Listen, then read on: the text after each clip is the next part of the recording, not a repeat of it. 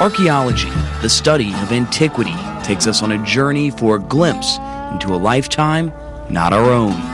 More than 3 centuries ago, we find a story hidden beneath crimson stone, born from the mud. Plantation bricks weren't pre-made somewhere else and then shipped in. They were actually making them on the plantation. A history stained with disregarded lives forced into a volatile but also regimented environment. Imagine the sickly sweet smell, the noise, the heat, the long hours. Stories of a place flecked with hope. I can just imagine a little girl clutching to a doll all day long. Entrenched in cavalier elegance. The house was on the grandest scale, very much like the English manor home that it was named after. A story that takes science. We use electrolysis to take all this gunk off and get to a clean piece of metal. And technology. It will hold the data, the analysis, maps, images of the artifacts. To unlock a puzzle. It takes some patience and some time. Aged near a contemporary world, swallowed by the earth. The smallest things can tell a pretty big story once you learn how to look at them. This is the Chatsworth Plantation and Sugar Mill, nestled in Baton Rouge, Louisiana.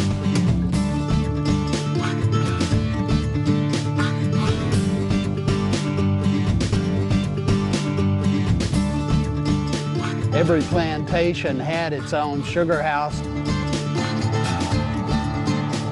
It was a status symbol. There were enormous amounts of wealth.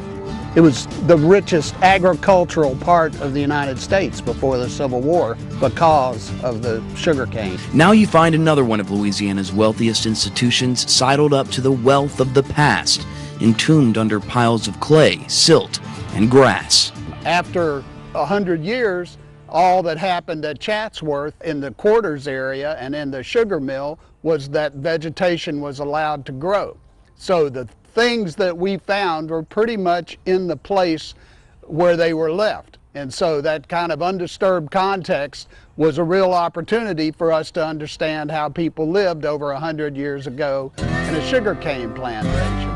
Luckily, we can rewind the clock and peek back on the historical record of the time period, where we find maps that lay out the picture of Chatsworth. This map dating back to the 1770s, there was an Alabama Indian village located exactly where the plantation was, and there was a British fort, Fort Butte, located just north of Bayou Manchac, then called the Iberville River. Then, in the early 1800s, Fergus du Plancher developed Chatsworth with his father, a Revolutionary War player. Armand de Plantier was the aide-de-camp to General Lafayette, Marquis de Lafayette, the French ally during the American Revolution, and he settled here in Baton Rouge, and his son started Chatsworth Plantation in 1830. Du Plancher ran the mill using slave labor, but that changed when Francois Gardier took over after the Civil War. A little more than a decade later, following his death, the reins of the mill shifted to his son, Fergus Gardier. This is a hand-colored map showing the layout of Chatsworth Plantation that he used in the planting of his crops. No other state in the Union embraced sugar the way Louisiana did. Starting in the state's infancy, sugar soared in the early 1800s and continues its reign as Louisiana's single largest crop. But hundreds of sugar mills fell as the industry modernized. Chatsworth ended its run in the 1920s, and in 1930 the big house was demolished to make way for life-saving levees containing the Mississippi River, leaving Chatsworth untouched, abandoned, and overgrown for nearly a century. It was amazing how much was there, and as we started going, we quickly figured out just what a massive site this is and how complex it is. When we were excavating it, it just kept going on. No one was prepared for the size or the complexity of the area that came to be known as the sugar mill. A tangled web of brick canals and iron pieces just waiting to come back to life. At the very back of the plan, you had the sugar factory, which was quite busy and quite noisy and quite smelly. You just have to imagine the kind of sickly sweet smell that would have been there, in addition to other chemicals and things being used, the noise, the heat, the long hours, because during harvest season, the mill is running 24 hours a day. 14-hour shifts kept the slaves and eventually freemen who ran this mill in a constant battle with a burgeoning industrial beast. Sugar gets sticky, so you have to clean your machines at least once a day, maybe even every couple of hours. There's also pipes transporting steam and water all across the mill to run all these different technologies. It was that cutting-edge technology that allowed the large operation at Chatsworth to process sugar from smaller farms. Ultimately, what we're interested in is how did this technology affect the people? Did it make their lives easier? Did it make it harder? Did it enable them to better provide for their family?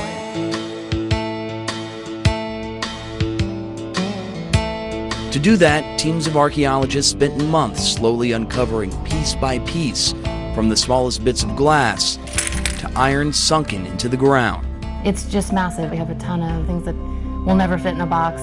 A site where heavy machinery makes delicate but deliberate work next to the simplest of tools. We would clear the features off with shovels and trowels. We would remove dirt and loose brick rubble out of the way. The flow of water washes away decades of dirt, hiding the clues that help piece together the story of Chatsworth. This was especially important because we had set up 2 levels of screen, 1/4 inch and 1/8 inch, and so we captured some very small detail things. At this workstation, just a few hundred yards from L'Auberge Casino, archaeologists sort the minutiae freshly plucked from the ground, then ship bags of sediment, geological junk, peppered with artifacts to the lab at the Rural Life Museum. Here, a staff of professionals and students from LSU give the spoils of the excavation a quick scrub and sort the pieces into meaningful piles, then bagged, tagged with a specific geolocation, and boxed for storage. Currently, our project is housed in close to 300 boxes. It's in this lab where researchers discovered some of the more interesting finds of the excavation: this demon-headed pipe bowl, or a musket flask, likely filled with gunpowder a century ago, but sometimes the secrets aren't so easy to expose. It's a wonderful event when something like this comes out of a clod of dirt. We had no idea what it was. We thought it was a pistol of some kind. It turned out to be a cat pistol. But it's amazing when these things are almost released from this corrosion and mud and dirt, and they become a thing again, an artifact again. To make it an artifact again, archaeologists must borrow some tools better suited in a science lab. Using electrolysis, researchers are able to create a reaction that brings the forgotten scraps back to life. This wheel's been in there about 3 days, and it's ready to come out. It was completely covered with mud and gross dirt, crud, and this, you can see it just flakes off now. All that corrosion and everything will just come right off with a little brushing. And you have a perfectly good valve wheel. It's this clear grab to the past that makes the cache of corroded pieces so tantalizing to investigate. This is an object. We know this is. We just don't know what's in there.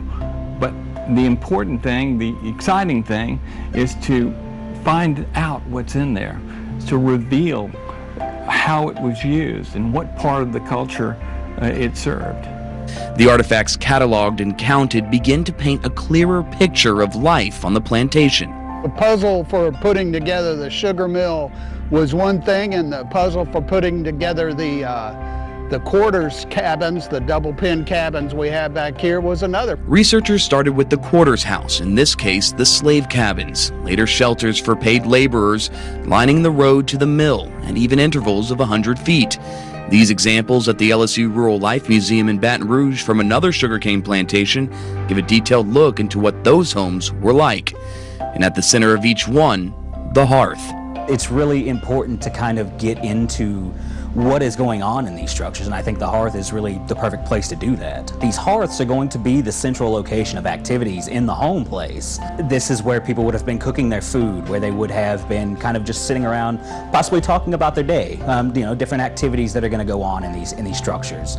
The wooden home, warmed by the hearth and likely filled by families or working men, play host to hundreds of artifacts, often strewn into the fire. One of these parallel hearths has an exceptional amount of artifacts in it, ceramics and glass. And it's also a structure where we found quite a bit of metallic artifacts, farm implements and things. Into the fire or into the trash, it's where most of the artifacts were excavated. Many of the things that people used, they either reused them or repurposed them, as we would say these days, for things, or they just dug trash pits and threw them in there, or they threw them into the privies.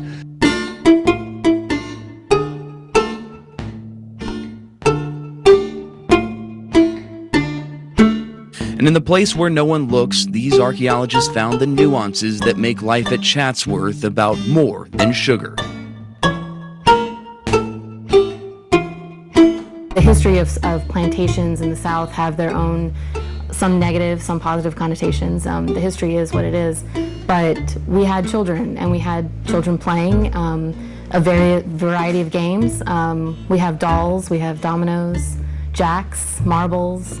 So it really helps paint the picture about, yes, this was a working plantation, but people had their downtime, and kids were still very much a part of it. The porcelain doll, its body long dissolved into the earth, but the face still there, as if looking for its original owner. This was someone's personal toy, something probably held very dear to any child, as any child might have a favorite toy. From toys to perfume bottles, buttons, coins, this treasure trove of artifacts all tells a story on its own. But together, that story becomes history.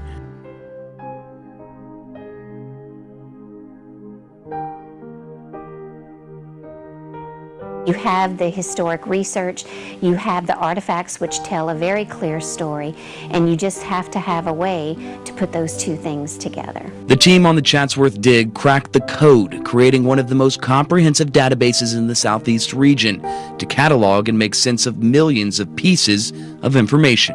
It will hold not only the data, but it'll hold the analysis, it will hold maps, it will hold images of the artifacts associated with its catalog number. So it really holds the complete set of information that any researcher would need to know in this one database. From the dirt to the screen, the more than 200 years of history of the site of the Chatsworth plantation, the people who worked and survived here, the things they did, and the sweet life they lived is all captured into the stroke of a keyboard, a gold mine of knowledge, boiled down to the size of a sugar cube. Archaeology just generates tons of data, and you have to be able to do something with that data. You have to be able to store it and be able to manipulate it. Having that kind of information, that kind of scientific data, will be valuable for studying the future, because who knows what kind of scientific techniques will be available 100 years from now, that this data can be reassessed, and people may learn even more from the sort of things we've recovered. It's a story that began long ago and continues to evolve as curiosity is piqued and more minds dive into the data. It's a never-ending process. All of our team members are pulling their weight and contributing to the story in their own way. From the people blistered by the sun on the front lines of the excavation, the attentive workers painstakingly sorting the data bit by bit, to the people who help us understand how the pieces fit together. It tells you a lot about the people who lived there. It tells you a lot about how they lived, and it gives us insight into our own culture and history of this area. A history so sophisticated it speaks to modern day, the simple sweetness we take for granted today, and the flavorful history behind it, with its own culture and process. You don't picture this, the Industrial Revolution and huge steam boilers and engines and just how advanced the technology was. But now that story has new life, and it's tangible, more so than any other archaeological study in the area. We know quite a bit more about how the Chatsworth plantation worked, and how the people who worked there and lived there, how they survived and what they did and when they did the things they did. The story of a mill on a river where life stung and the struggle was real, but it was always sweet.